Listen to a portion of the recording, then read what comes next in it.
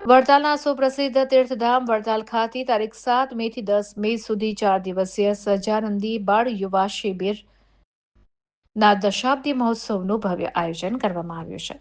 Vacation દરમિયાન બાળકો અને યુવાનોમાં સંસ્કારોનું સિંચન થાય તેવા ઉમદા હેતુથી આયોજિત આ શિબિરમાં ગુજરાત સહિત મુંબઈથી 4,000થી વધુ શિબિરાર્થીઓ ઉત્સાહભેર જોડાયા છે.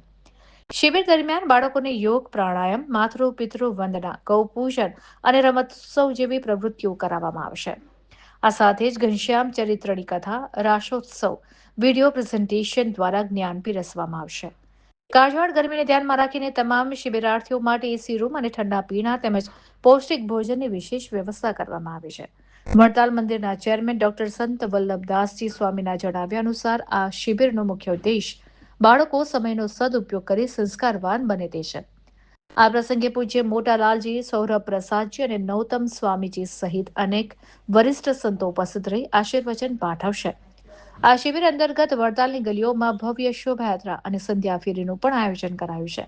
મેદપુરના મુખી પરિવાર દ્વારા આયોજિત આ શિબિરનું સંચાલન શ્યામ વલ્લભ સ્વામી અને યુવા સંતાનોની ટીમ દ્વારા કરવામાં આવી રહ્યું છે. વડતાલ ધામ હાલ સ્વામિનારાયણ મહામંત્રના નાદથી ગુંજી ઉઠ્યું છે.